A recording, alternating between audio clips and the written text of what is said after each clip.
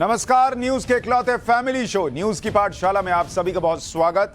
मैं हूं सुशांत सिन्हा। ये वो पाठशाला जहां सबकी क्लास लगती है और खबर का हर चैप्टर इतने विस्तार से खोलते हैं, इतने गहन रिसर्च के साथ खोलते हैं कि आप उस खबर के मास्टर होकर निकलते हैं। सबसे पहले आपको बता दूं कि आज पाठशाला में क्या क्या है और कौन कौन सी क्लास लगने वाली है।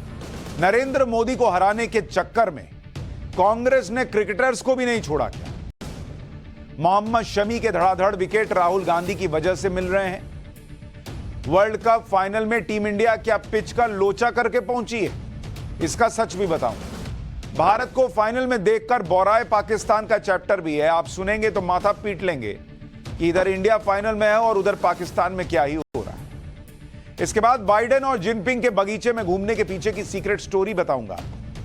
रूस, यूक्रेन, इजराइल, हमास के बाद अब क्या यूएस और चीन के युद्ध की बारी है। पीएम मोदी से घबराकर चीन दुश्मन बाइडेन से मिलने को तैयार हुआ है क्या। फिर होगा इतिहास का चैप्टर, हिस्ट्री का चैप्टर। गांधी की हत्या में वीर सावरकर का हाथ था या नहीं, आज पूरा सच आपको बताऊंगा। 74 साल पहले कोर्ट में सावरकर ने क्या कहा जो पूरा केस पलट गया था, आज उसका चैप्टर भी है। और फिर 4G, 5G, 6G सब भूल जाएंगे आप। इंटरनेट स्पीड के मामले में सबका बाप आ गया है। एक सेकंड में 150 HD फिल्में डाउनलोड करने वाले रॉकेट इंटरनेट का चैप्टर दिखाऊंगा। एक सेकंड में 150 फिल्म, वो भी HD क्वालिटी की। और आखिर में किस्सा अनसुना, इंदिरा की इमरजेंसी में मोदी के सीक्रेट मिशन का किस्सा। लेकिन सबसे पहले दिन भर का रिवीजन, उसके बाद पहला चैप्टर।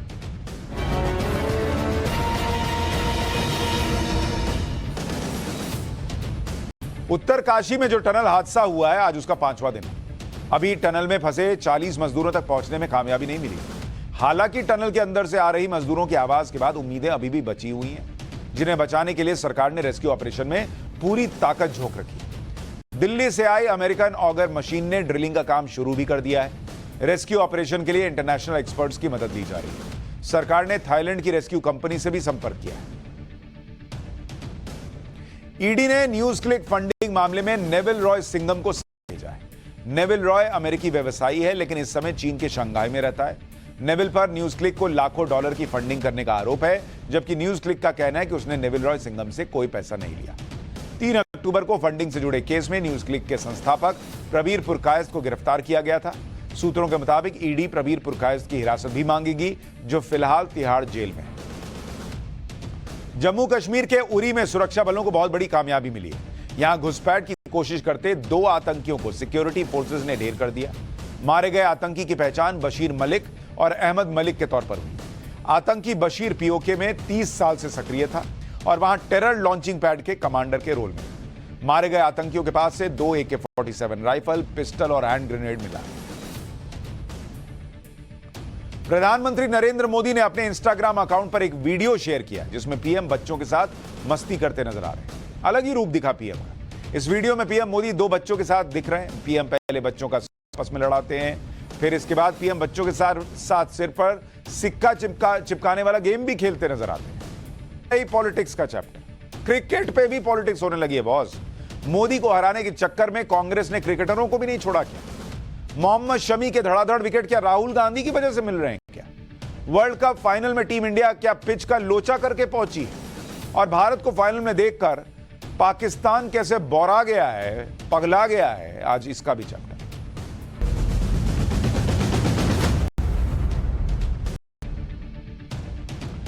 नरेंद्र मोदी के खिलाफ राजनीति में विपक्ष का फॉर्मूला यह है कि हर बात को राजनीति से जोड़ दो। क्योंकि जैसे अभी टीम इंडिया हार नहीं रही है और उसको हराने का तोड़ किसी के पास नहीं है, वैसे ही नरेंद्र मोदी का हाल राजनीति में। वो हार नहीं रहे और उनको हराने का तोड़ भी किसी को नहीं मिल रहा। तो जो मन आ रहा है वो किया जा रहा है और विपक्ष हर बात को नरेंद्र मोदी से जोड़ रहा है, बांटने वाली राजनीति कर रहा है। कभी जाति के नाम पर बांटो, कभी सेना को बांटने का प्रयास करो, कभी धर्म के नाम पर बांटो, और यहां तक कि भारत की क्रिकेट टीम को भी नहीं छोड़ा गया। वहां पर भी धर्म के नाम पर अपनी राजनीति शुरू हो गई। कल मोहम्मद शमी ने भारत को जिताया तो क्रेडिट लेने वालों में सबसे पहले कांग्रेस कूद कर आ गया। कांग्रेस की माने तो मोहम्मद शमी राहुल गांधी की वजह से वर्ल्ड कप में ऐसा लग रहा है कहर ढा रहे। जैसे राहुल गांधी कांग्रेस के नेता ना होकर क्रिकेट के कोच हो गए, या फिर शमी को बॉलिंग राहुल गांधी ने सिखाई। ये वैसे ही है जैसे कांग्रेस नेहरू को लेकर कहती है कि भैया सब तो नेहरू की देन है। इसी तरह राहुल गांधी के बारे में कांग्रेस कहती रहती है कि राहुल जी जो कहते हैं ना वही हो जाता है। मतलब राहुल गांधी भले ही किसी मामले में एक्सपर्ट ना हो, लेकिन कांग्रेस उन्हें हर मामले का ज्ञाता माने बैठी कि राहुल जी जो कह रहे हैं वही हो रहा है। और इसी में कांग्रेस अब मोहम्मद शमी की बॉलिंग का क्रेडिट भी राहुल गांधी को देने में लग गई। दरअसल पूरा देश शमी की परफॉर्मेंस पर नाज कर रहा है। टीम इंडिया वर्ल्ड कप के फाइनल में पहुंच गई, इस पर खुश है, जश्न मना रहा है। लेकिन तब कांग्रेस के नेता पुरानी बातों को सामने लाकर दरार डालने में जुट गए। शमी के धर्म को हाईलाइट करने लगे। अब उनके लिए मोहम्मद शमी भारतीय टीम का क्रिकेटर खाली नहीं है, वो मोहम्मद शमी मुसलमान शमी हो गया भाई। जबकि ये वही लोग हैं जो कहते हैं कि नरेंद्र मोदी धर्म की राजनीति करते हैं। इनका हिसाब देख लीजिए। शमी को लेकर कांग्रेस के नेता क्या कह रहे हैं, पहले वो देखिए। यूथ कांग्रेस के अध्यक्ष श्रीनिवास बीवी, उन्होंने लिखा कि आज से कुछ सालों पहले जब हिंदू मुस्लिम की भांग पीकर भक्त मोहम्मद शमी को गालियां दे रहे थे, तब शमी के साथ राहुल गांधी खड़े। इसी तरह से कांग्रेस के नेता मणिकम टैगोर ने लिखा कि हमें नहीं भूलना है कि 2 साल पहले संघियों ने हमारे मैच विनर के साथ क्या किया था। मतलब इसमें हिंदू मुस्लिम का एंगल ले आए। किसी को याद भी नहीं क्या हुआ था, नहीं हुआ था, बाकी मैं अभी बताऊंगा क्या हुआ था। लेकिन मोहम्मद शमी का धर्म याद दिलाया जा रहा है कि देखो मोहम्मद शमी को टारगेट किया था संघियों ने, भक्तों ने, ये सब लाइनें लिखी जा रही। और राहुल गांधी अकेले थे, 140 करोड़ के देश में अकेले राहुल गांधी साथ दे रहे थे, ये दावा किया जा रहा। बॉस ये बात सही है कि मोहम्मद शमी ट्रोलिंग का शिकार हुए थे और घटना 2021 की है, जब T20 वर्ल्ड कप में भारत पाकिस्तान से हार गया और उस मैच में शमी कोई विकेट नहीं ले पाए और रन बहुत ज्यादा दे दिए थे। इसके बाद उनकी ट्रोलिंग शुरू हो गई। लेकिन शमी के नाम पर प्रोपेगेंडा कहां से हो रहा था, इसका सच कुछ और ही था। 2021 में शमी के नाम पर भारत के खिलाफ प्रोपेगेंडा पाकिस्तान ने शुरू किया था। 17 अक्टूबर 2021 को टाइम्स नाउ नवभारत ने पाकिस्तान से ऑपरेट होने वाले ऐसे हैंडल्स को उजागर किया था। मैंने आपको पाठशाला में दिखाया था। जैसे मोहम्मद कामरान नाम से एक पाकिस्तानी हैंडल पर लिखा गया था कि बहुत बढ़िया ISI एजेंट मोहम्मद शमी, हमें तुम पर गर्व है, और यह पाकिस्तान का हैंडल था। शुगर काका नाम के पाकिस्तानी हैंडल से लिखा गया था कि शमी बस अब मुसलमान होने का सबूत दे। आदिल तैयाब नाम के पाकिस्तानी पत्रकार के हैंडल से लिखा गया कि मोहम्मद शमी पाकिस्तान की तरफ से खेल रहे थे। पाकिस्तान से ऐसे सोशल मीडिया पोस्ट की भरमार थी, भरमार। शमी के नाम पर प्रोपेगेंडा पाकिस्तान ने चलाया था और इसका सच कुछ दिन बाद पता ही चल गया था, क्योंकि तुरंत तो पता चलता नहीं, सोशल मीडिया पे अननोन यूजर पोस्ट करके निकल लिए। लेकिन माहौल बना दिया गया कि शमी का धर्म देखकर उनको ट्रोल किया जा रहा है। सब कुछ पाकिस्तान ने किया था, इसका सबूत हमने आपको दिखाया था। लेकिन आज कांग्रेस पार्टी फिर से मोहम्मद शमी का धर्म याद दिला रही है और जो पाकिस्तानियों ने किया उसे संघ और बीजेपी के भक्तों का काम बता रही है। क्यों? इसमें भी क्रिकेटर को पॉलिटिक्स में घुसा लिया। लेकिन जो पाकिस्तान से दुष्प्रचार हुआ उसे राजनीतिक सहूलियत के लिए मोदी समर्थकों से जोड़ दिया गया। आरोप लगा दिया गया कि मुसलमान होने की वजह से शमी को टारगेट किया गया। जबकि अगर आप देखें शमी की ट्रोलिंग के बाद क्या हुआ था, बड़े बड़े प्लेयर्स ने शमी के सपोर्ट में ट्वीट किया था। सचिन तेंदुलकर, लक्ष्मण, वीरेंद्र सहवाग, सबने शमी का समर्थन किया। वो लिख रहे हैं कि भाई राहुल गांधी इकलौते थे जो मोहम्मद शमी के साथ खड़े थे। अरे भैया सब खड़े थे। तब के कैप्टन विराट कोहली ने खुलकर शमी का साथ दिया था। इतना ही नहीं, इसके बाद 31 अक्टूबर 2021 को जब T20 वर्ल्ड कप में भारत का अगला मैच न्यूजीलैंड से हुआ तो स्टेडियम में मोहम्मद शमी का भारतीय प्रशंसकों ने जोरदार स्वागत किया था। उसकी तस्वीर दिखाता हूं आपको, देखिए वहां क्या हुआ था।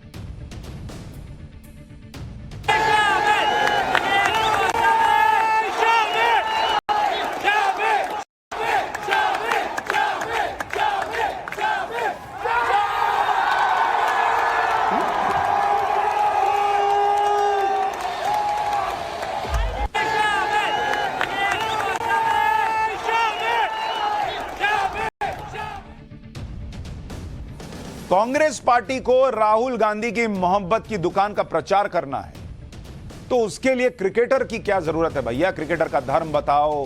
बीजेपी वाले धर्म के नाम पे टारगेट कर रहे थे मुसलमानों को, ये बताओ कि तुम यहां सेफ नहीं हो, देखो शमी के साथ क्या हुआ था, हम तुम्हारे साथ खड़े थे। अरे भैया सब खड़े थे, कम से कम सही बात तो बताओ। और पाकिस्तान से क्या हो रहा था ये भी तो याद दिलाओ। लेकिन ये सब सच जाने बिना हमारे यहां नरेंद्र मोदी को घेरने के लिए विपक्ष अपना नैरेटिव चलाने लगता है क्या राहुल गांधी, क्या ओवैसी, ऐसे नेता सच को जाने बिना या सच को जानते हुए भी शमी को धर्म को आधार पर टारगेट करने के झूठे नैरेटिव पर उतर पड़े थे। सुनिए ओवैसी को, उन्होंने क्या कहा था वो भी याद दिलाता। अब रहा सवाल जहाँ तक कि मोहम्मद शमी को निशाना बनाया जा रहा है कल के क्रिकेट मैच की हार का, ये तो ये बताता है कि फ़िरक़ा परस्ती, रेडिकलाइजेशन और हेट्रेड मुस्लिम्स के ताल्लुक से कितना बढ़ चुका है। एक टीम में 11 खिलाड़ी होते हैं, 11 खिलाड़ी में एक मुसलमान होता है, तो आप उसको टारगेट कर रहे हैं लोग। मुझे तो बहुत से लोगों का हिसाब ही समझ में नहीं आता। अगर मोहम्मद शमी का धर्म देखा जा रहा होता, इसलिए ट्रोल किया जा रहा होता, तो ट्रोल ही क्यों करते फिर तो टीम में भी नहीं आने देते, टीम में भी रोक लेते। अगर धर्म देखकर ही चीजें हो रही तो होती। अच्छा, सिर्फ मोहम्मद शमी क्यों, उन्हीं की तरह फास्ट बॉलर अर्शदीप सिंह जैसे खिलाड़ी भी ट्रोलिंग का शिकार हुए हैं। सितंबर 2022 में एशिया कप के दौरान भारत पाकिस्तान से हार गया था। अर्शदीप सिंह से एक आसान से कैच छूट गया था। उसके बाद अर्शदीप सिंह की ट्रोलिंग हो गई, लेकिन बाद में पता चला कि ट्रोलिंग करने वाले पोस्ट फिर पाकिस्तान से हुए थे। अर्शदीप के बहाने पाकिस्तान से एजेंडा चलाया गया था। पहली बात तो यह समझनी चाहिए कि कुछ सोशल मीडिया पोस्ट पूरे देश की राय नहीं होते। कुछ सोशल मीडिया पोस्ट से यह नैरेटिव नहीं बनाना चाहिए कि देश में हर कोई किसी की जाति धर्म के आधार पर उसे टारगेट कर रहा है। दूसरी बात हमें यह समझनी चाहिए कि जब भी कोई टीम हारती है या कोई खिलाड़ी खराब प्रदर्शन करता है तो फैंस का गुस्सा होना कोई बड़ी बात नहीं। और भारत जैसे देश में जहां क्रिकेटर्स को लोग भगवान की तरह पूजते हैं, इतना प्यार देते हैं, तो किसी किसी दिन बमक जाते हैं, नाराज हो जाते हैं। अक्सर फैंस ऐसा करते हैं और दुनिया की सभी टीमों के साथ ऐसा होता है। भारत में ही कई बार ऐसा हो चुका है कि टीम ने खराब खेला और फैंस ने गुस्सा निकाल दिया, लेकिन फैंस ने यह नहीं देखा कि किसी धर्म का क्या कौन है, किसी जाति का कौन है, इसलिए उनको टारगेट कर। फैंस का गुस्सा खिलाड़ी के प्रदर्शन को लेकर रहता है, क्योंकि उसको एक्सपेक्टेशन रहती है। जैसे 1996 के वर्ल्ड कप में सेमीफाइनल में भारत श्रीलंका से हार गया था कलकत्ता में, आपको याद होगा, ईडन गार्डन में। तो फैंस गुस्से में आ गए, बोतल वगैरह फेंकने लग गए। मैच ही पूरा नहीं हो पाया, मैदान में बोतलें फेंकनी शुरू कर दी गई थी, स्टेडियम की कुर्सियों में आग लगा दी गई थी। तो वहां कोई धर्म देखा गया था? ये देखिए आप उस दिन की तस्वीर, सबको याद है भाई।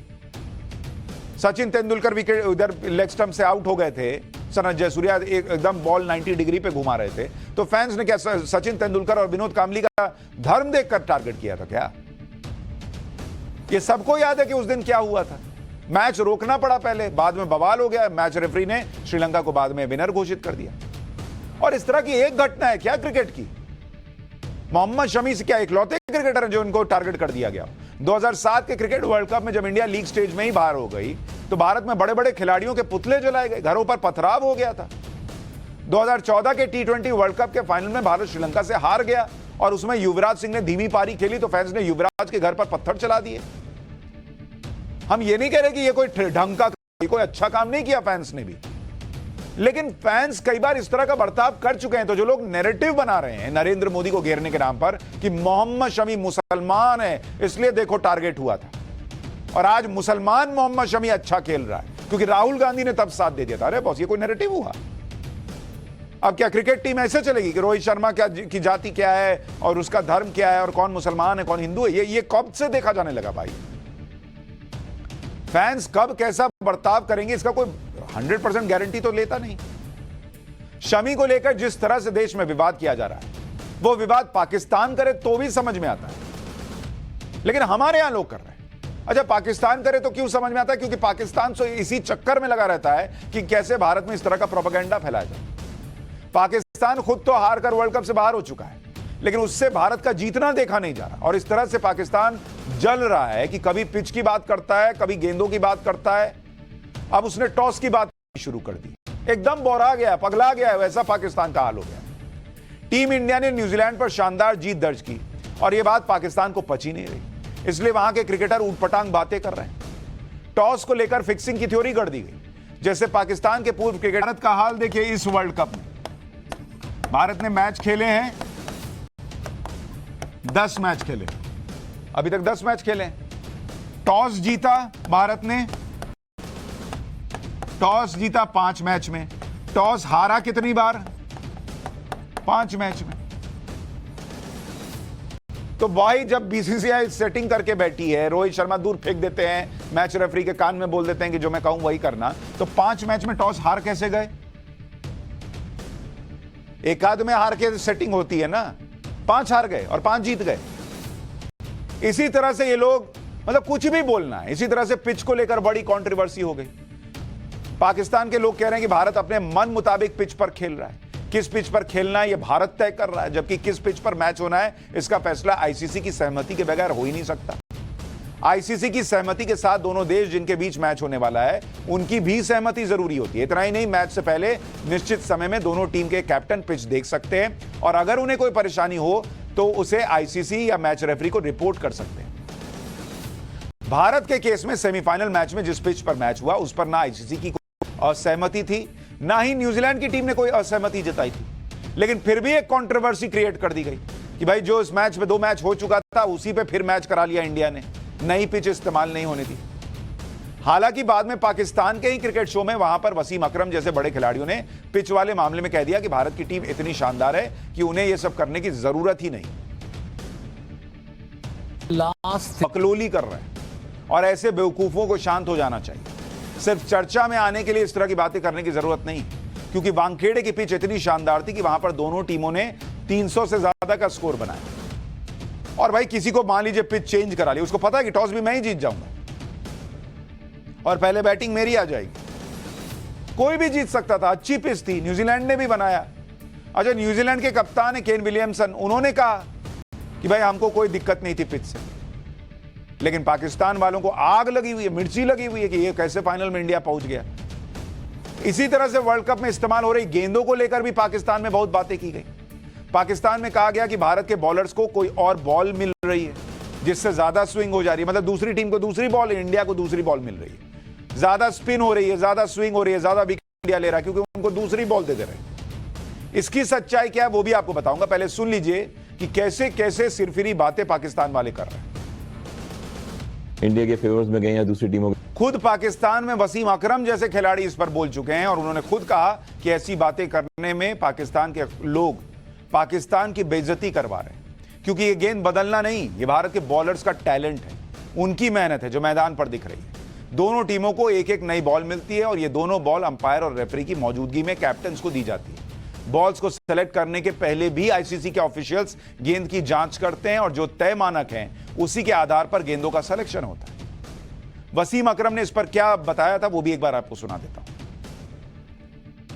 बेइज्जती अपनी ते करानी साडी भी ना करा। कैप्टन ने रिजाइन कर दिया, बॉलिंग कोच ने रिजाइन कर दिया। कोच का पता नहीं क्या होगा, लेकिन वो खुद को नहीं देख रहे बल्कि इस बात में लगे हुए हैं कि कैसे वर्ल्ड कप में विवाद करवाया जाए और भारत की जीत को फीका किया जाए। लेकिन भारत की टीम शानदार तरीके से जीत रही है, पाकिस्तान इससे जलता है तो जलता रहे। पाठशाला में अब अगली क्लास, बाइडेन और जिनपिंग के बगीचे में घूमने के पीछे की सीक्रेट स्टोरी क्या है? रूस, यूक्रेन, इजराइल, हमास के बाद अब यूएस चीन की युद्ध की बारी है क्या? और पीएम मोदी से घबराकर चीन दुश्मन बाइडेन से मिलने को तैयार हुआ क्या?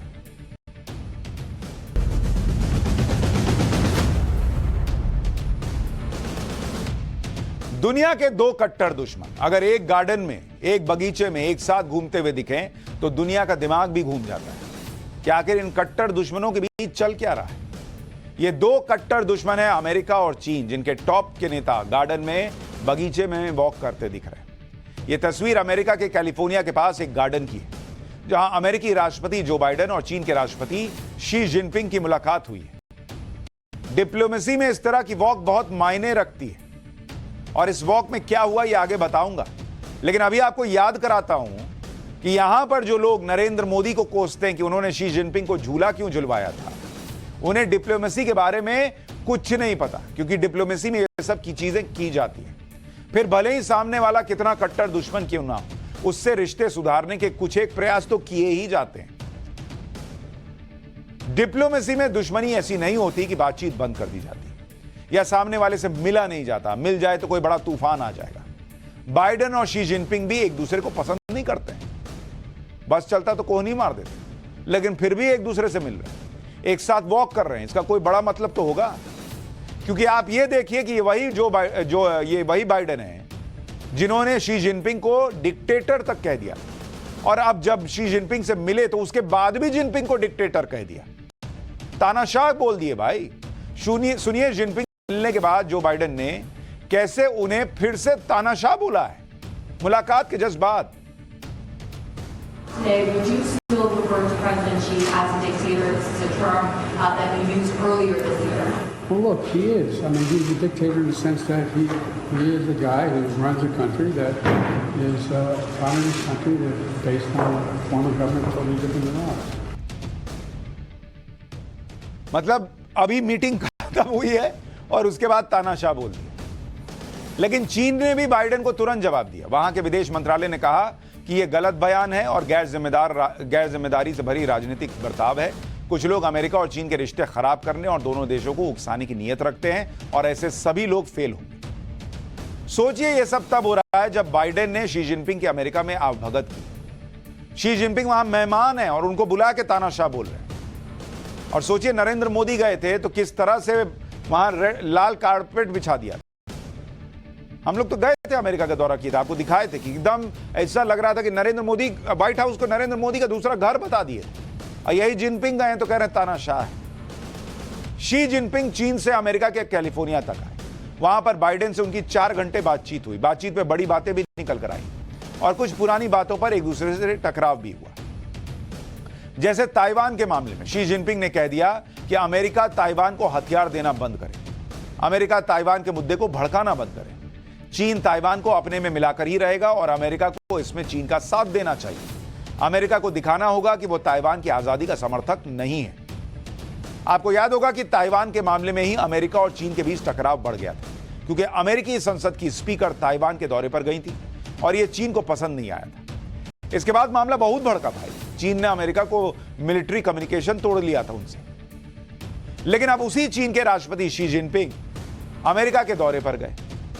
जो जिनपिंग चीन से बाहर कहीं और कम ही निकलते हैं, वो वहां अमेरिका जाकर बाइडेन से मीटिंग के बाद ये फैसला भी मिल भी रहे हैं और फैसला भी हुआ कि अमेरिका और चीन के बीच सैन्य संवाद फिर से शुरू होगा ताकि दोनों देशों के सेनाओं के बीच कोई मिसकम्युनिकेशन ना हो। शी जिनपिंग ने कह दिया कि वो किसी के साथ कोल्ड वॉर या हॉट वॉर करना नहीं चाहते और अमेरिका को भी चीन को दुश्मन की तरह नहीं देखना चाहिए।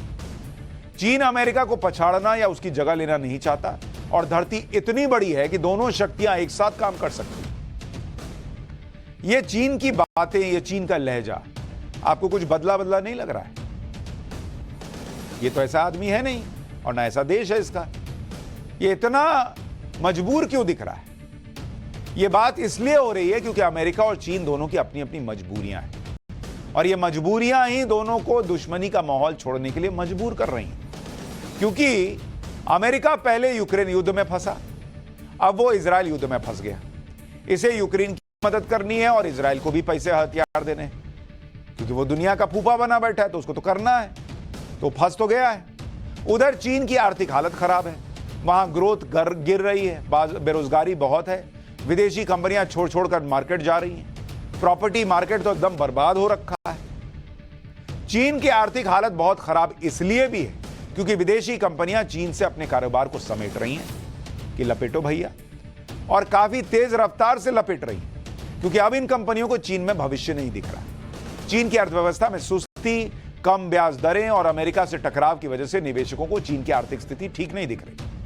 25 साल में पहली बार ऐसा हुआ है कि चीन में विदेशी निवेश माइनस में चला गया है। चीन में डायरेक्ट इन्वेस्टमेंट लायबिलिटीज माइनस 11.8 अरब डॉलर रही, जिसका मतलब यह है कि विदेशी कंपनियां चीन में जितना निवेश कर रही हैं उससे ज्यादा पैसा निकाल रही हैं। इसके अलावा चीन में निवेश से विदेशी कंपनियों को जो कमाई हो रही है उस कमाई को वो फिर से चीन में नहीं लगा रही बल्कि वो दूसरे देशों में लगा रही हैं। जैसे एप्पल कंपनी, जिसके ज्यादातर फोन चीन में बनते हैं, वो अब अपने प्रोडक्शन यूनिट भारत जैसे देशों में स्थापित कर रही है। इसलिए आप देखिए कि शी जिनपिंग जब कैलिफोर्निया गए तो वहां पर अमेरिकी कंपनियों के सीईओ से भी मिले। टिम कुक से मिले, एप्पल के जो सीईओ हैं, टेस्ला के चीफ एलन मस्क से मिले, अमेरिकी कंपनियों के दूसरे बिजनेस लीडर से मिले शी जिनपिंग। डिनर में बातचीत की। यह चीन की घबराहट ही है क्योंकि चीन को लगता है कि उसके हाथ से चीजें फिसल रही हैं और नरेंद्र मोदी जिस तरह से भारत को मजबूत कर रहे हैं उससे चीन के हाथों से चीजें फिसलकर भारत के पास जा रही हैं। ये इतने शराफत से बात करने वाला आदमी है जिनपिंग, कभी ना करे, लेकिन इतना झुक कर बात कर रहा है अमेरिका से। क्यों? क्योंकि भारत तन के खड़ा है। अब चीन की कोई बात नहीं करता, भारत की बात होती है हर जगह। वो दुनिया का ब्राइट स्पॉट बना हुआ है भारत। तो भारत में चूंकि रोशनी चमक रही है, चीन को अंधेरा दिखने लगा है। और इसकी वजह है भारत की जीडीपी ग्रोथ 6.5% है, तो चीन की जीडीपी ग्रोथ 5% के आसपास अटकी हुई है। भारत का टारगेट है कि वो 2025 तक $5 ट्रिलियन की अर्थव्यवस्था बन जाएगा। 2030 से पहले भारत जर्मनी और जापान को पीछे छोड़कर तीसरी सबसे बड़ी अर्थव्यवस्था बन जाएगा। और चीन वो लगातार नीचे धंसता जा रहा है। जो विदेशी कंपनियां चीन से कन्नी काट रही हैं, वो अब भारत की तरफ रुख कर रही हैं। साल 2021 और 2022 के बीच अमेरिका और यूरोप की कंपनियों ने भारत में अपना निवेश $65 बिलियन यानी करीब 5.4 लाख करोड़ रुपए तक बढ़ा दिया। यह जंप कितना पता है? 400% का जंप। 400%। दुनिया देख रही है भाई, इंडिया चलो। जैसे पहले रैली होती थी तो हमारे यहां दीवार पे लिख देते थे, चलो दिल्ली। अब सब लिख रहे हैं चलो इंडिया। जबकि इसी दौरान चीन में निवेश घट गया, $20 बिलियन तक सीमित रह गया। साल 2018 में ये $120 बिलियन के साथ अपने पीक पर हुआ करता था। तो इसलिए चीन घबराया हुआ है, क्योंकि नए वर्ल्ड ऑर्डर में भारत की धमक बढ़ रही है, भारत की आर्थिक ताकत बढ़ रही है। और इसीलिए इस भारत की बढ़ती ताकत को उसे लगता है काउंटर करना है। तो ये नवाबी तो चलेगी नहीं कि हम किसी की नहीं सुनेंगे बात। अब चीन झुककर जा रहा है अमेरिका। और भले जो बाइडेन तानाशाह बता रहे हैं, लेकिन चीन कह रहा है ना हमारे रिश्ते हम ठीक कर लेंगे। लोग हमारे रिश्ते खराब करना चाहते हैं। अच्छा, भारत का भविष्य देखकर चीन बौखलाया है। लेकिन अब हम आपको इतिहास में ले चल रहे हैं। पाठशाला में अब हिस्ट्री की क्लास, जिसमें 74 साल पुराना चैप्टर खोल रहा हूं। महात्मा गांधी की हत्या में वीर सावरकर का हाथ था या नहीं, पूरा सच आज आपको बताऊंगा। और 74 साल पहले कोर्ट में सावरकर ने क्या कहा, जो केस पलट गया। अब हिस्ट्री का चैप्टर।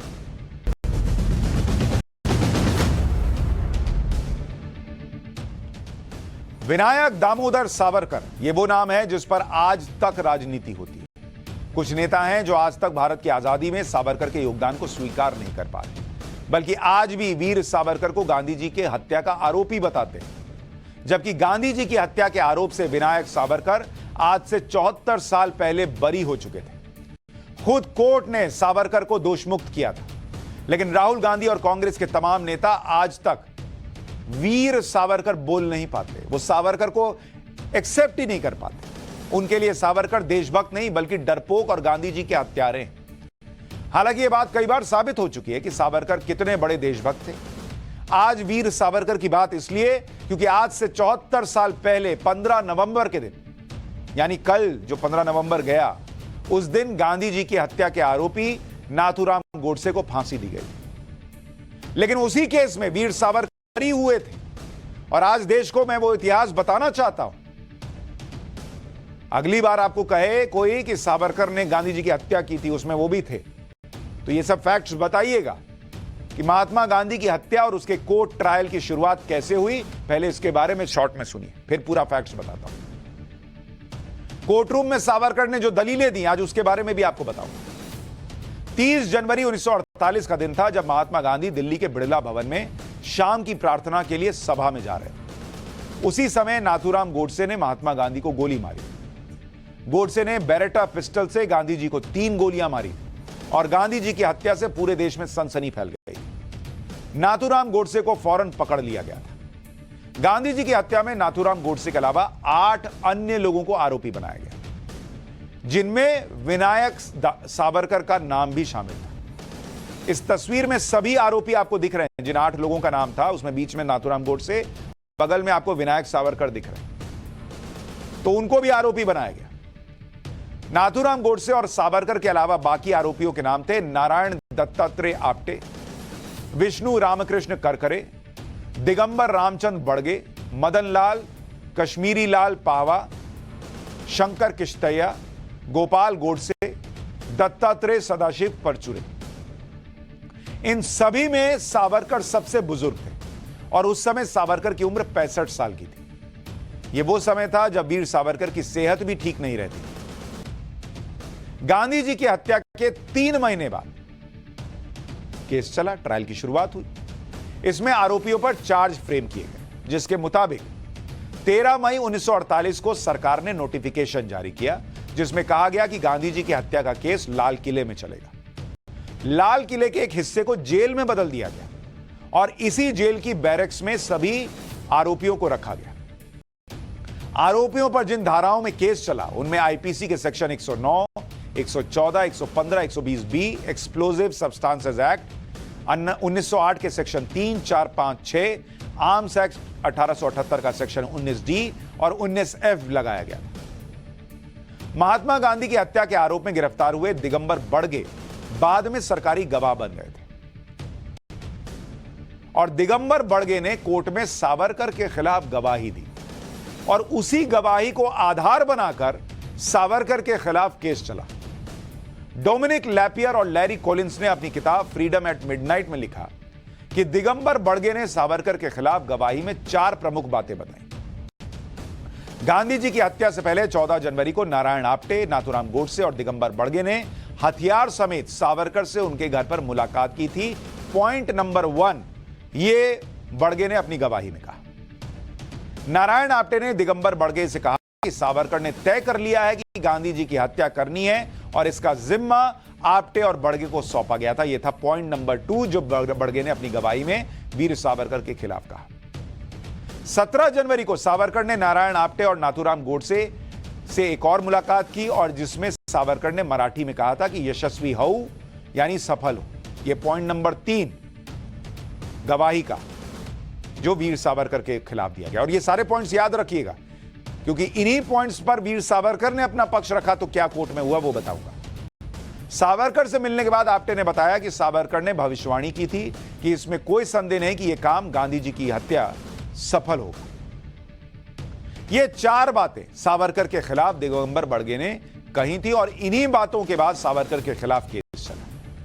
लेकिन वीर सावरकर ने जो दलीलें कोर्ट में दी जिससे दिगंबर बड़गे की बातों को साबित करना मुश्किल हो गया और बाद में सावरकर को बाइज्जत बरी किया। दरअसल खराब सेहत के बावजूद ट्रायल के दौरान सावरकर तय तारीख पर कोर्ट पहुंचे और अपना बयान पढ़ा।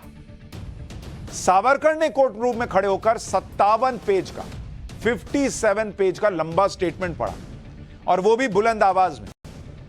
पूरा स्टेटमेंट खत्म करने में सावरकर को करीब 2.5 घंटे का वक्त लगा। कोर्ट में सावरकर ने सबसे पहले अपनी बैकग्राउंड और शैक्षणिक उपलब्धियों का जिक्र किया। इसके बाद उन्होंने अपने राजनीतिक करियर और हिंदू महासभा संगठन को बनाए जाने का मकसद बताया। महात्मा गांधी की हत्या के आरोपियों से संबंधों को लेकर सावरकर ने कोर्ट में बताया कि हिंदू महासभा के काम को लेकर उनका नाथूराम गोडसे और नारायण दत्तात्रेय आप्टे से परिचय हुआ। आगे सावरकर ने कोर्ट को बताया कि गोडसे और आप्टे ने उनसे कहा था कि दोनों मिलकर राइफल क्लब शुरू करना चाहते। इसके अलावा सावरकर ने यह भी बताया कि दत्तात्रेय सदाशिव पुरचुरे को इसलिए जानते हैं क्योंकि वो ग्वालियर में उनकी पार्टी के नेता हैं। विष्णु रामकृष्ण करकरे को लेकर सावरकर ने दलील दी कि करकरे ने उनकी पार्टी की टिकट से निकाय चुनाव जीता था, इसलिए उन्होंने करकरे के बारे में सुना था। यानी जितने आरोपी थे उनसे सावरकर का क्या कनेक्शन था वो एक एक बात उन्होंने कोर्ट में बताया। महात्मा गांधी की हत्या के एक और आरोपी दिगंबर रामचंद्र बड़गे जिन्होंने सावरकर के खिलाफ बयान दिया, उनको लेकर सावरकर ने कहा कि बागड़े ने उन्हें चिट्ठी लिखी। सावरकर के मुताबिक चिट्ठी में बड़गे ने बताया कि वो हिंदू संगठन से जुड़े हुए हैं और कम्युनिटी की रक्षा के लिए हथियार भी बेचते हैं। कोर्ट में दी गई दलील में सावरकर ने गांधी की हत्या के बाकी 3 आरोपियों से किसी भी तरह की जान पहचान होने से इनकार कर दिया।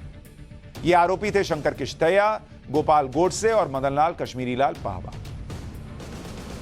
दिगंबर बड़गे ने सावरकर के खिलाफ गवाही में जो बातें कही उन पर सावरकर ने अपनी दलीलें पेश की। सावरकर ने एक एक करके बड़गे की बातों का जवाब देना शुरू किया और इसके बारे में इतिहासकार विक्रम संपत ने अपनी किताब सावरकर अ कंटेस्टेड लेगेसी में लिखा है कि 14 जनवरी 1948 की रात को गोडसे, आप्टे और बड़गे सावरकर सदन पहुंचे। सावरकर सदन सावरकर के घर का नाम था। सावरकर के घर के बाहर नारायण आप्टे ने बड़गे के हाथ से बैग ले लिया और बड़गे जो गवाही दे रहे हैं सावरकर के खिलाफ उनको बाहर इंतजार करने के लिए कहा। उसके बाद आप्टे और गोडसे अंदर चले गए। 5 से 10 मिनट के बाद ये दोनों बाहर आए। तब आप्टे के हाथ में बैग था। सावरकर ने कहा कि इससे यह साबित नहीं होता कि आप्टे और गोडसे उनसे ही मिलने आए थे क्योंकि हो सकता है दोनों ग्राउंड फ्लोर पर हिंदू संगठन के मित्रों से मिलने आए, क्योंकि उनके उस घर में कई लोग और रहते थे। सावरकर ने कहा कि हो सकता है कि बड़गेर ने खुद को बचाने और पुलिस के दबाव में ये बातें कही। किसी अप्रूवर के बयानों को तब तक विश्वसनीय नहीं माना जाना चाहिए जब तक कि उन्हें स्वतंत्र और अच्छे सबूतों के जरिए साबित न किया जा सके, और बड़गे के आरोप साबित नहीं हो पाए। भाई बड़गे बाहर खड़ा है और वो कह रहा है कि अंदर क्या हुआ वो उसको पता है, तो साबित करना होगा ना कि कैसे पता है। तुम तो बाहर थे और अंदर जो लोग गए वो किससे मिलके नहीं आए तुमने तो देखा नहीं। सावरकर ने आगे कहा कि बड़गे को कैसे पता कि उन्होंने आप्टे और गोडसे को यशस्वी होने का आशीर्वाद दिया, तुम तो थे नहीं अंदर। जबकि बड़गे ने खुद कहा कि वो अंदर नहीं गए थे बल्कि नीचे इंतजार कर रहे थे। तो बड़गे को कैसे पता चला कि अगर गोडसे और आप्टे ने सावरकर से मुलाकात की भी थी तो तीनों में बात क्या हुई थी? यहां पर पकड़ा गया बड़गे। सावरकर ने यह भी कहा कि उनसे मिलना इतना आसान नहीं था, और इसके बाद भी अगर गोडसे और आप्टे उनसे मिलने में कामयाब रहे तो यह मान लेना बेतुका है कि उन्होंने आपराधिक साजिश के बारे में ही बात की। गांधी जी की हत्या के केस में एक टैक्सी ड्राइवर का भी बयान दर्ज किया गया था, और इसी टैक्सी ड्राइवर के बयान के आधार पर सावरकर ने अपनी दलीलें पेश की। विक्रम संपत ने अपनी किताब सावरकर अ कंटेस्टेड लेगेसी में इसके बारे में भी लिखा है कि एक टैक्सी ड्राइवर ने बयान दिया कि शिवाजी पार्क के पास 4 यात्री उसकी टैक्सी से उतरे। उसने इन सभी लोगों को अपनी दाहिनी तरफ सड़क के कोने पर बने दूसरे घर तक जाते देखा। टैक्सी ड्राइवर ने दावा किया कि चारों लोग करीब 5 मिनट बाद टैक्सी में वापस आ गए। टैक्सी ड्राइवर के इस बयान पर सावरकर ने एक मंजे हुए वकील की तरह कोर्टरूम में दलील पेश करते हुए कहा कि टैक्सी ड्राइवर ने बयान में जिस घर का जिक्र किया उससे यह साबित नहीं होता कि चारों लोग मेरे ही घर में आए थे। सावरकर ने यह भी कहा कि अगर बड़गे के उस दावे को सही मान लिया जाए कि चारों लोग सावरकर सदन के अंदर गए, सीढ़ियों से ऊपर चढ़े, उनसे बात भी की, इसके बाद वो चारों आरोपियों के साथ नीचे भी आए, उनको आशीर्वाद भी दिया और फिर चारों लोग टैक्सी की तरफ लौट गए, तो इतना सब होने में कम से कम 20 से 25 मिनट तो लगेगा, क्योंकि सावरकर 65 साल के थे।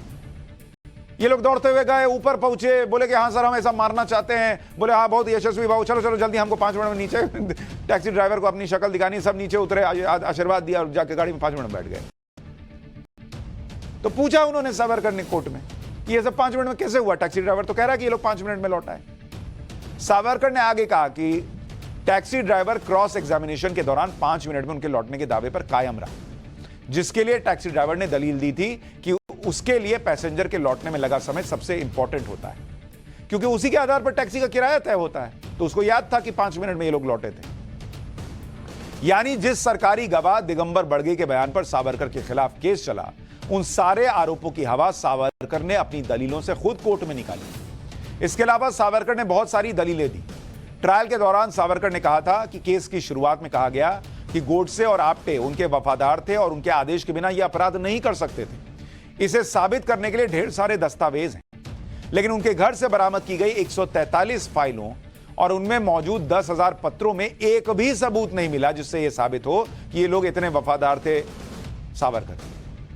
गोडसे और आप्टे के साथ 120 से 125 पत्रों में क्या था वो पहले ही बता चुके हैं। इसके अलावा 1946 में एक पत्र को छोड़कर उनके बीच कोई पत्राचार नहीं हुआ। 1947 और 1948 में भी गोडसे आप्टे के साथ उनका कोई पत्राचार नहीं हुआ। इतने करीबी थे। अरे भाई उस जमाने में मोबाइल तो था नहीं, फोन तो उस तरह से था नहीं, तो पत्राचार ही ना होगा अगर बहुत करीबी होंगे। कोई पत्राचार ही नहीं है, लेकिन हाँ बहुत करीबी, बिना उनके कोई काम नहीं करते। तो 2-4 साल कुछ काम नहीं किए क्या? सावरकर ने यह भी कहा कि जब से उन्होंने और महासभा की लीडरशिप ने सरकार के प्रति नरम रुख अपनाना शुरू किया तो नाथूराम गोडसे और आप्टे के साथ कई हिंदू संगठनवादियों ने उसे विचारधारा के साथ विश्वासघात के तौर पर देखा। उन्होंने खुले तौर पर महासभा के नेतृत्व का विरोध करना शुरू किया। उनका मानना यह था कि कांग्रेस और उसके दिग्गजों के पक्ष में झुकाव की तरह है। उन लोगों ने महासभा के प्रस्तावों और फैसलों की खुलेआम निंदा की। सावरकर की इस दलील से साफ हो रहा था कि महासभा के फैसलों से नाथूराम गोडसे और नारायण आप्टे जैसे लोग नाराज थे और उनके काम में सावरकर और महासभा की लीडरशिप का कोई हाथ नहीं था। दिगंबर बड़गे के आरोपों के अलावा सावरकर पर और भी आरोप लगे, लेकिन सावरकर ने सभी आरोपों पर जवाब दिया।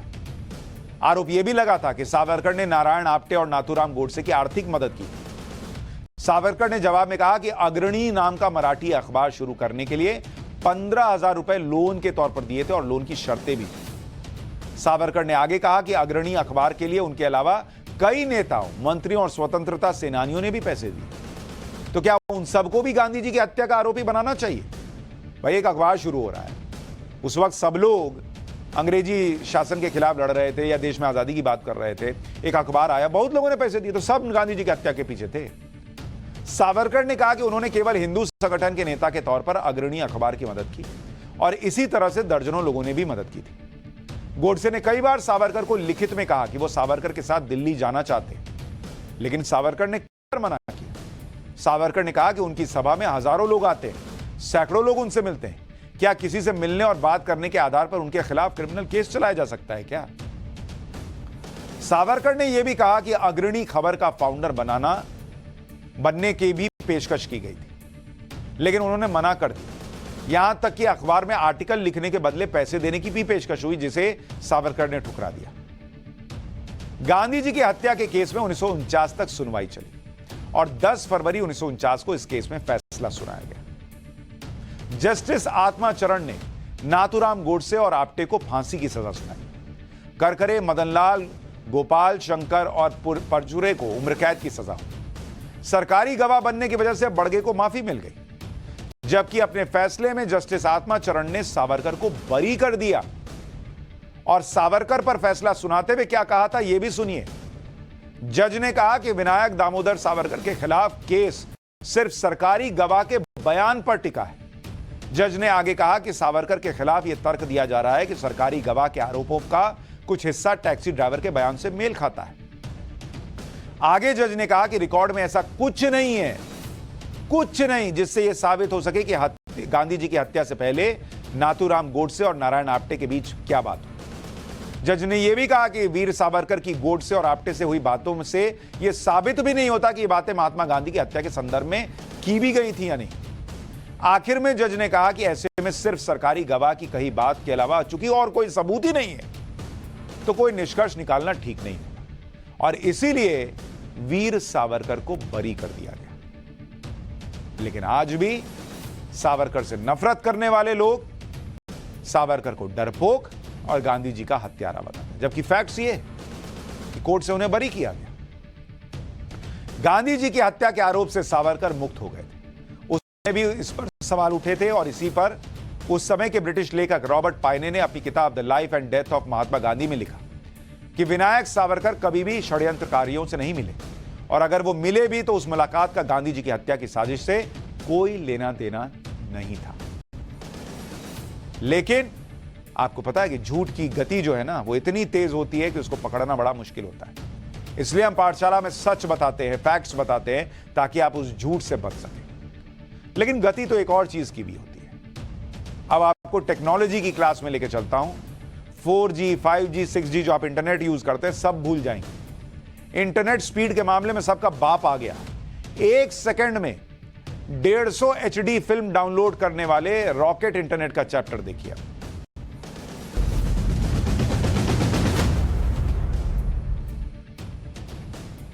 अपनी डूबती हुई अर्थव्यवस्था को बचाने के लिए चीन ने दुनिया की सबसे तेज इंटरनेट सर्विस लॉन्च कर दी ताकि दुनिया भर की टेक और गैजेट्स कंपनियां चीन को छोड़कर दूसरे देश में जा न पाए। ये ऐसी कंपनियां हैं जिनके बिजनेस में इंटरनेट की स्पीड का बहुत बड़ा रोल है। इसके अलावा दुनिया भर में जिस तरह AI का सेक्टर बहुत तेजी से बढ़ रहा है, उसे देखते हुए भी हाई स्पीड इंटरनेट की डिमांड बहुत बढ़ने वाली है। इन्हीं जरूरतों को देखते हुए चीन ने अपने यहां दुनिया की सबसे तेज इंटरनेट स्पीड लॉन्च की है। चीन का दावा है कि उनके इस इंटरनेट नेटवर्क की स्पीड इतनी ज्यादा है कि अमेरिका उसे टच भी नहीं कर पाएगा। चीन के मुताबिक उनके इंटरनेट की स्पीड 1.2 TB यानी टेराबाइट है, जबकि अमेरिका ने कुछ दिन पहले 400 GB पर सेकंड की गीगाबिट की स्पीड से को शुरू किया है। यह सुनने में आपको थोड़ा टेक्निकल लग रहा होगा, इसलिए इसे आसान भाषा में समझाऊंगा। लेकिन उससे पहले चीन की नई इंटरनेट क्रांति के बारे में बताता हूं। दुनिया भर में जहां एक तरफ 6G, अभी तो हम लोग 5G यूज कर रहे हैं, इसके बाद 6G आएगा, तो 6G और दूसरी ब्रॉडबैंड सर्विस का ट्रायल रन चल रहा है। वहां चीन ने दुनिया की सबसे तेज इंटरनेट सर्विस को लॉन्च किया है। चीन की टेक कंपनी है हुआवेई। उसने पहली next generation fibre internet service को शुरू कर दिया है। कंपनी का दावा है कि उनका नेटवर्क 1.2 TB पर सेकंड की स्पीड से डेटा ट्रांसमिट कर सकती है। यानी स्पीड से 150 HD क्वालिटी की फिल्म, नॉर्मल नहीं, 150 HD क्वालिटी की फिल्मों की फाइल जो है वो ज्यादा जगह लेती है, डाउनलोड होने में ज्यादा टाइम लेती है। ऐसी 150 HD क्वालिटी की फिल्में मात्र 1 सेकंड में डाउनलोड हो जाएगी। 150, आपको 150 को क्लिक करने में ज्यादा समय लग जाएगा।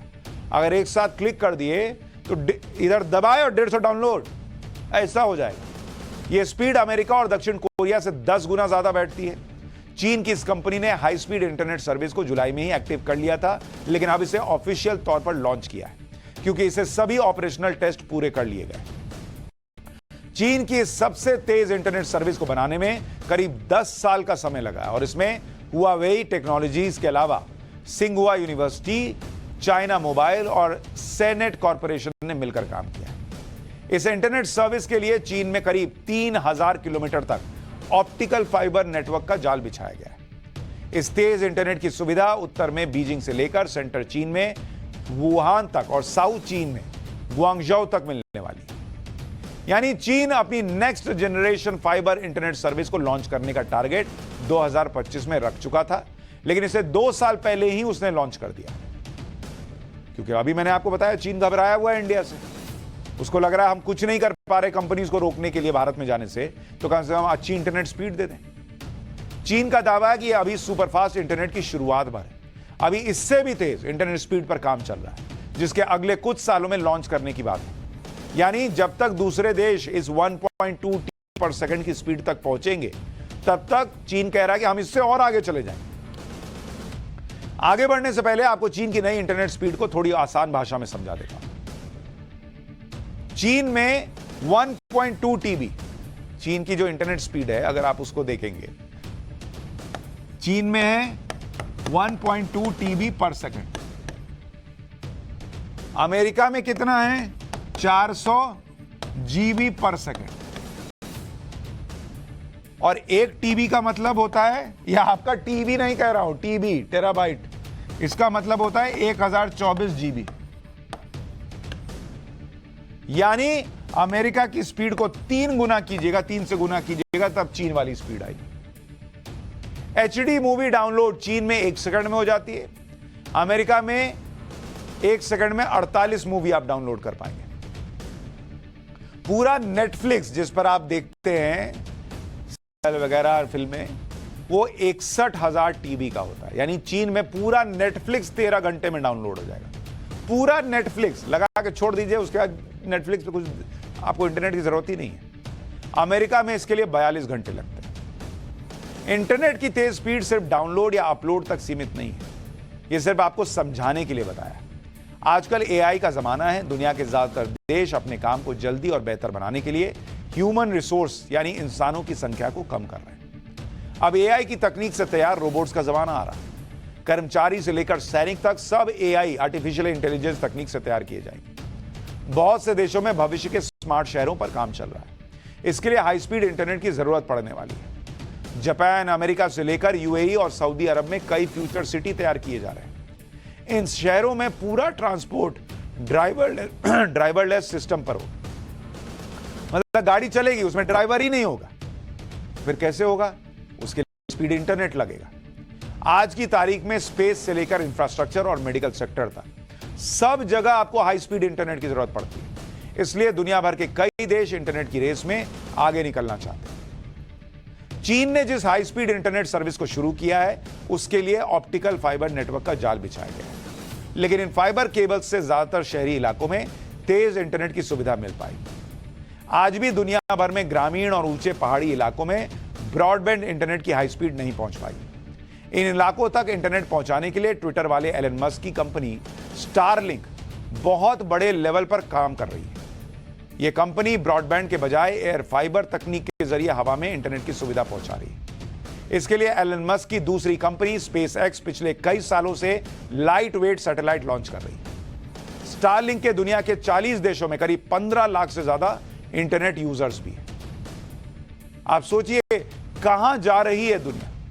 अभी हम सी पे ट्राई कर रहे हैं और एलन मस्क कहां पहुंचा है, चाइना कहां पहुंचा, और इसी गति से भारत को भी पहुंचना होगा। लेकिन आपको भी पहुंचना होगा। कहां? ब्रेक के बाद किस्सा अनसुना के चैप्टर पर। ब्रेक के पाठशाला में अब किस्सा अनसुना। 25 जून 1975 को तत्कालीन प्रधानमंत्री इंदिरा गांधी की सिफारिश पर देश में इमरजेंसी लगा दी गई थी। इमरजेंसी का यह दौर अगले 21 महीने तक चला और इस दौरान विपक्ष के नेताओं को जेल भेजा गया। प्रेस की स्वतंत्रता पर ताला लगा दिया गया। आज भी लोगों के मन में सवाल उठता है कि जब देश में इमरजेंसी लगी उस वक्त नरेंद्र मोदी कहां थे और क्या कर रहे थे। आज पाठशाला में इंदिरा की इमरजेंसी में मोदी के सीक्रेट मिशन का किस्सा। जिस वक्त देश में इमरजेंसी लगी उस वक्त नरेंद्र मोदी आरएसएस के प्रचारक थे। इमरजेंसी के दौरान आरएसएस पर भी बैन लग चुका था, जिसके बाद आरएसएस के कई प्रचारकों को गिरफ्तार किया गया। इस दौरान नरेंद्र मोदी को आंदोलन, सम्मेलनों, बैठकों और देश भर में इमरजेंसी की ज्यादतियों से जुड़े साहित्य की सप्लाई का काम सौंपा गया।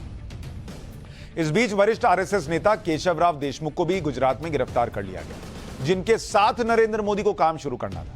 इसके बाद खुद की गिरफ्तारी की आशंका को देखते हुए नरेंद्र मोदी ने पुलिस को चकमा देने के लिए सरदार का भेष बना लिया। जो आप फोटो में देख रहे हैं ना चश्मे वाले, वो नरेंद्र मोदी हैं। उन्होंने कांग्रेस सरकार की जातियों की जानकारी से जुड़े साहित्य और दस्तावेज गुजरात से दूसरे राज्यों के लिए जाने वाली ट्रेनों में रखवाए। यही नहीं, नरेंद्र मोदी ने सरदार के भेष में कई बार जेल में बंद जनसंघ के नेताओं से मुलाकात की और उन तक जरूरी जानकारियां पहुंचाई, जबकि इस दौरान नरेंद्र मोदी पर गिरफ्तारी का खतरा लगातार बना हुआ है।